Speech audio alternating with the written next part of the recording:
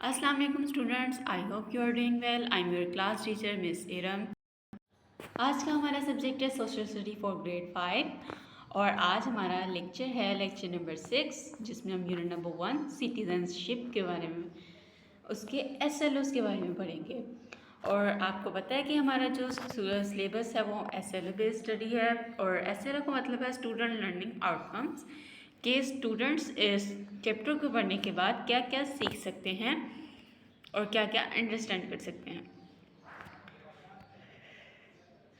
तो यहाँ पे हमारा जो SLO है वो है SLO number 6, understand the importance of discussion and negotiation as tools for resolving conflicts at home and school. कि हमने जो डिस्कशन है उसकी इम्पोर्टेंस को देखना है और जो झगड़े पैदा होते हैं घर पे और स्कूल में उसको किस तरह से रिजॉल्व किया जाता है, आज हमने उसको पढ़ना है और अंडरस्टैंड करना है। स्टार्ट करते हैं। Peace and conflict management. Conflict is a natural phenomena whenever different people interact. Their interests, ideas and thoughts may vary from each other. They may like or dislike other ideas. This kind of behavior or non-acceptance of different viewpoints result in conflict. अब conflict क्या है? conflict का मतलब है झगड़ा। कि जो झगड़ा है वो एक कुदरती अमल है इंसानों के दरमियान, कि अगर 4 लोग बैठे हुए हैं तो वो आपस में लड़ेंगे भी, झगड़ेंगे भी, प्यार से बात भी करेंगे। तो क्योंकि जब 4 लोग आपस में बैठते हैं तो वो अपने आइडियाज़ देते हैं, उनके थॉट्स अलग होते हैं, क्योंकि हम बायोडाइवर्सिटी है। एक ही इलाके में अलग अलग तरह के लोग, अलग अलग सोच के, एज के लोग रहते हैं। तो अगर यहाँ पे एज डिफरेंट है, थॉट्स और आइडियाज़ भी डिफरेंट हैं, तो कॉन्फ्लिक्ट भी होंगे, झगड़े भी होंगे। लेकिन उसको किस तरह से सॉर्ट आउट करना चाहिए, उसको हमें पीसफुली सॉर्ट आउट करना चाहिए। कि अगर हम किसी को अपनी राय दे रहे हैं तो हम उस दूसरे की राय सुने भी। तो क्योंकि अगर हम अपनी राय का इजहार कर रहे हैं, किसी को हमारी राय पसंद नहीं आएगी। इसी तरह से अगर सामने वाला अपनी राय का इजहार कर रहा है, हमें भी उसकी कभी कोई बात पसंद भी नहीं आएगी। तो इसी तरह से दूसरों की राय का ख्याल रखना चाहिए और अपनी राय का इजहार भी करना चाहिए, लेकिन दूसरों को भी सुनना चाहिए। तो इससे झगड़े कम से कम होंगे। At home conflicts occur among siblings और parents. Often sibling fight over sharing things और food. Our mother and father और grandparents may disagree on certain issue. इसी तरह से घर में भी, अगर हम घर में देख लेते हैं तो वहाँ पे भी झगड़े होते हैं हमारे पेरेंट्स के दरमियान, या फिर हमारे बहन भाइयों के दरमियान भी झगड़े होते हैं। और किस बात पे होते हैं? अगर हम अपनी चीज़ें शेयर नहीं करना चाहते, अपना खुराक शेयर नहीं करना चाहते, खाना पीना। और फादर मदर यहाँ जो हमारे बड़ों में होते हैं वो किसी और बुनियाद पर झगड़े होते हैं, तो घरों में भी झगड़े होते हैं। इसी तरह से likewise at school the conflicts are different. The children disagree when they are working as a team. During group activities there is a clash of interest among children. They reject each other ideas or way of working. These kinds of conflict are part of our lives. The need of the hour is to understand the ways to manage such conflicts. इसी तरह से school में भी लड़ाई झगड़े होते हैं, लेकिन वहाँ पे जो झगड़ों की बुनियाद है वो डिफरेंट होती है। और कि अगर आपको सपोज़ कि आपको एक टीचर ने एक प्रोजेक्ट दिया है, साइंस का प्रोजेक्ट लगा लें अर्थ पे। कुछ बच्चे चाहते हैं कि अर्थ पे हम जो कलर करें वो पेंसिल कलर करें, कुछ चाहते हैं कि हम पेंट कलर करें। अब बात तो वो छोटी है, लेकिन यहाँ पे झगड़ा बड़ा हो जाता है। तो इसको किस तरह से सॉर्ट आउट करें? कि अगर हमारे पास अब वो अर्थ बना रहे हैं तो हाफ अर्थ पे पेंसिल कलर कर लें और हाफ अर्थ पे पेंट कलर, तो सॉर्ट आउट हो जाएगा और दोनों टीम भी खुश हो जाएंगी। तो इस तरह से झगड़ों को सॉल्व करना सीखना चाहिए, ना कि झगड़ों को बढ़ाना चाहिए। The most effective and practicing method of resolving conflict is discussion and negotiation. But we cannot use the discussion method every time in the same way. Before discussing an issue, we should learn the proper way of negotiation. When a conflict arises at any place, whether it is home or school or workplace, we should कि जो conflict हैं, जो झगड़े हैं, उनको resolve करने के लिए हमें डिस्कशन की प्रैक्टिस करने की ज़रूरत है।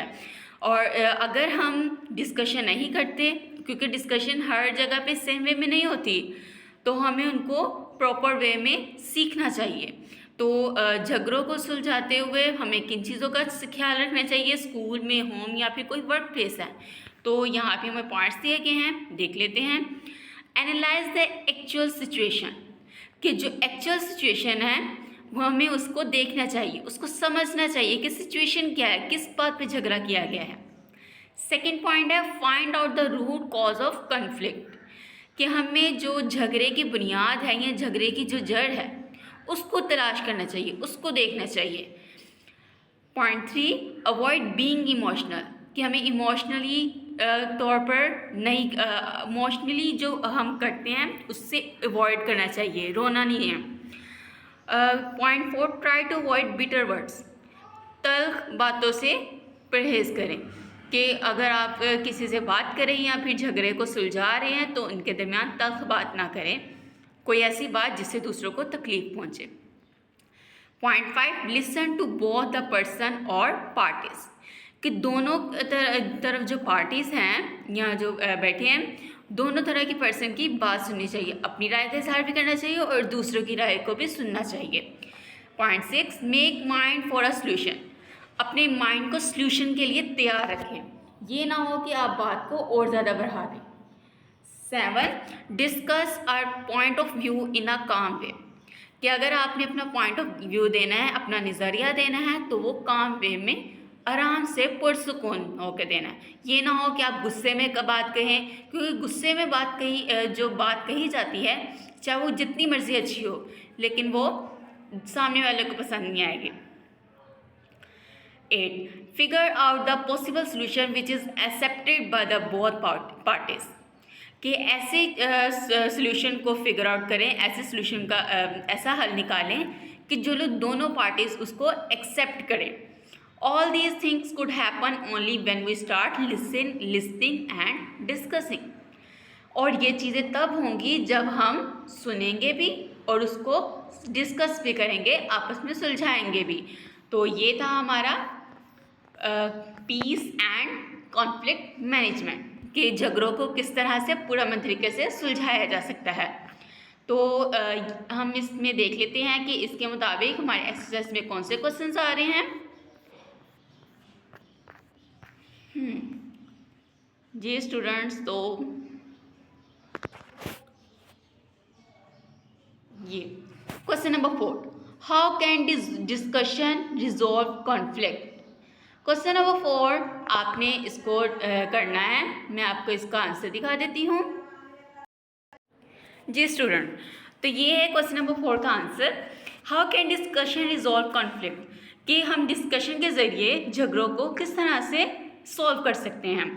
Discussion bridges the gap among the people of society, people will start discussing their problems and need with each other and help equally in resolving conflicts, कि जो लोग हैं वो अपने झगड़ों को जो उनकी डिस्कशन है वो प्रॉब्लम्स से स्टार्ट होती है और उनको किस चीज़ की ज़रूरत है, आपस में एक दूसरे से बात करने के लिए, ताकि वो अपने जो झगड़े हैं वो इक्वली रिजॉल्व कर सकें।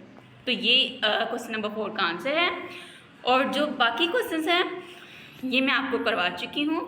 Freedom of speech, question number 2 है what is the freedom of speech, कि हमें बोलने की आज़ादी, ये भी मैं आपको प्रीवियस लेक्चर में पढ़ा चुकी हूँ, तो ये आपने क्वेश्चन नंबर 2 भी कर लेना है।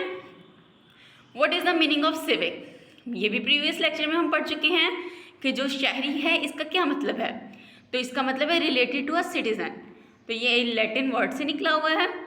और क्वेश्चन नंबर 3 भी आपने करना है होमवर्क में। क्वेश्चन नंबर 4 भी हो गया है।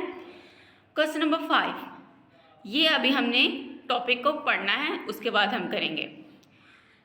और 6 और 7 ये हम लेक्चर नंबर 1 में कर चुके हैं। 8, question number 8, which type of behaviour can promote peace in our diverse society. ये हम लेक्चर नंबर 5 में पढ़ चुके हैं, जिसमें हमने डाइवर्स के बारे में पढ़ा था। तो only tolerance behaviour can promote a peaceful society. तो ये आपने होमवर्क में करने हैं। और इसके अलावा आपने क्वेश्चन नंबर 5 के अलावा बाकी सब आपने होमवर्क करने हैं। तो उम्मीद है कि आपको लेक्चर की समझ आ गई होगी। इंशाल्लाह नेक्स्ट लेक्चर में मुलाकात होती है। अल्लाह।